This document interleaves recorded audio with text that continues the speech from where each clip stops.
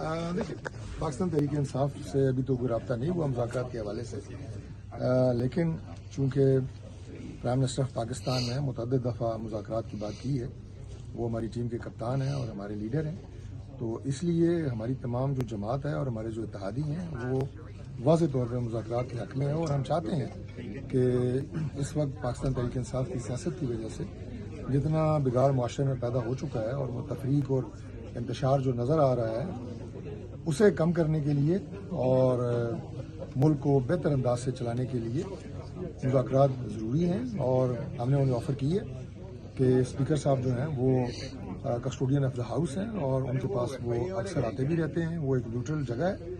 तो 12 जनवरी को असम्बली का इजलास हो रहा है, तो स्पीकर साहब के चैम्बर तशरीफ़ लाएँ और वहाँ मुज़ाकरात हो सकते हैं। तो लेट्स स्टार्ट।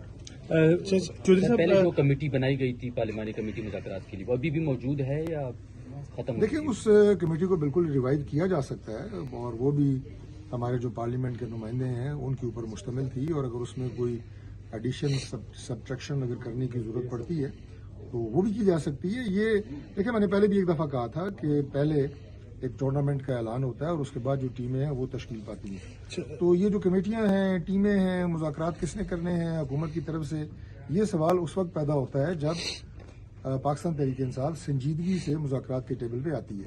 चाहे सब लीडर ऑफ द अपोजिशन के मामले को किस तरह से हल किया जाएगा, उसके लिए कोई हिकमत अमली आपके ज़हन में? देखिए, पाकिस्तान तहरीक इंसाफ ने जो रिकमेंडेशन दी है वो स्पीकर साहब के पास है और ये मामला स्पीकर साहब ने सेटल करना है।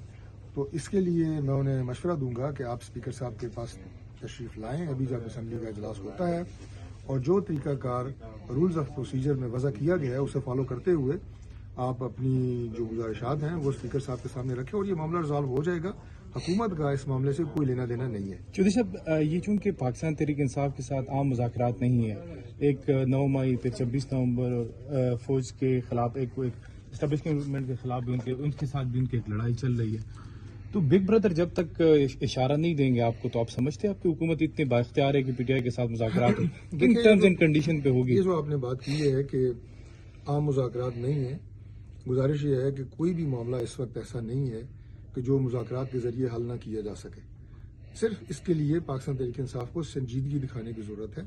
उनके अपने अंदर जो है वो एक कन्फ्यूजन मौजूद है। बाज़ ग्रुप्स जो हैं वो मुज़ाकरात की बात करते हैं। महमूद खान अचकज़ई, जिन्हें उन्होंने इस वक्त अपनी पॉलिटिकल पावर ऑफ अटार्नी दी हुई है, वो मुज़ाकरात की बात करते हैं। लेकिन उनके जो अक्सरियती धड़े हैं वो कहते हैं जी अगर मुज़ाकरात कोई भी मेंबर हम में से करेगा तो उसका तहरीक इंसाफ से कोई ताल्लुक नहीं होगा। और इसमें जो इमरान खान साहब की हमशीरा हैं अलीमा बीबी, मैं उनका भी रेफरेंस दूंगा, उन्होंने भी ये बात की है।